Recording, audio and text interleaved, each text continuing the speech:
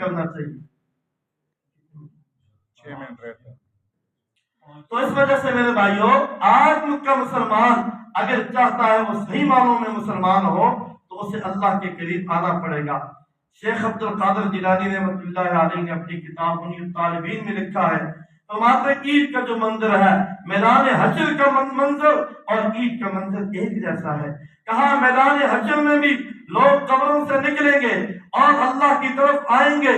عید کے دن بھی لوگ اپنے گھروں سے نکلتے ہیں، اللہ کے گھر کی طرف آتے ہیں اور عید کے میدان میں بیٹھ کر عیدگاہ ہوتی ہے.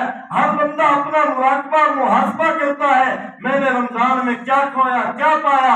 ایسے ہی میدان حشر میں جب اللہ کی عدالت لگے گی، ہر بندے کے اعمال اس کے سامنے ہوں گے. کہا جس نے تراویح پڑھی، ذکر کیا، تلاوت کیا، روزے رکھے، ان کے چہرے عید کے دن تر و تازہ ہوتے ہیں، دل ربا ہوتے ہیں.